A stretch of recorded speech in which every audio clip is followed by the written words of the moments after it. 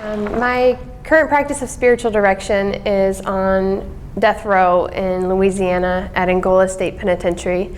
Angola State Penitentiary is the largest prison in the United States.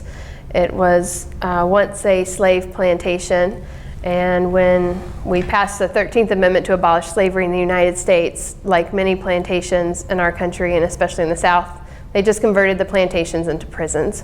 So this is a prison that is very much run like a slave plantation today, where the inmates make 2 cents an hour to work the fields.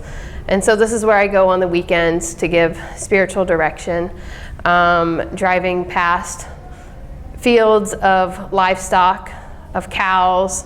There's camels for the nativity scene. It's a bizarre place where inmates are forced to work for a profit.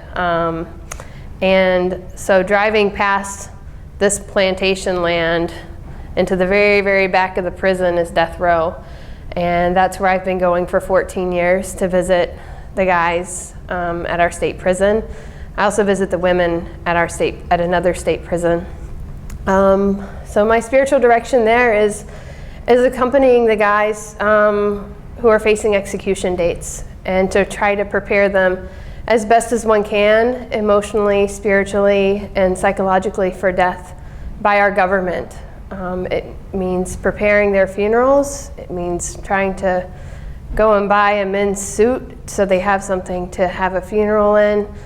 It means accompanying their children, their grandchildren, their family, the victim's family, and walking them through this process that is most inhumane that we still have as a practice in our country. And so I visit with them and listen to their journey with God, their journey with the sacred, and where they find God in this one of the most darkest places in our country. And I say darkest because it's mostly black people who are on death row, but also a dark spiritual space where it's really hard for people to find God.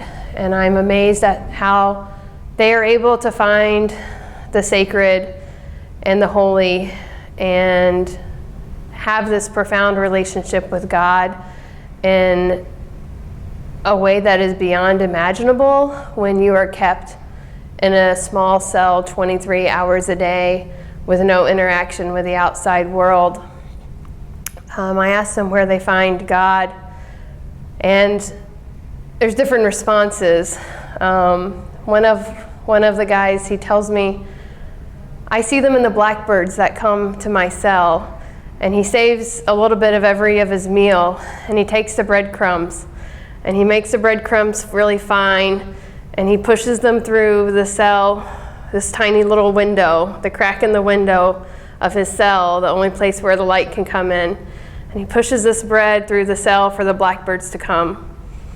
And he has names for the blackbirds, and he calls them the sisters who used to come and visit him, who were the spiritual advisors before I came along.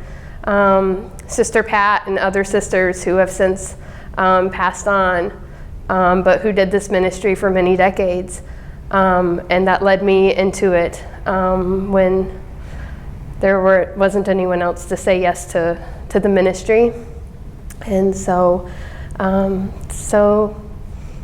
I prepare for the journey going up there. It's a 3-hour drive there and a 3-hour drive back to prepare for the visits and to debrief and such afterwards. So it's a privilege to accompany the guys. It's those guys on death row who told me that I should become a lawyer because they wanted lawyers with a heart and who cared about them, and so they sent me to law school. And they've deepened my own relationship with God in ways that are that words really can't explain. When you see people who are facing death and experiencing inhumane torture in such a way, and are still able to find spiritual practices that sustain them and help them maintain a relationship with God in spite of what they're experiencing.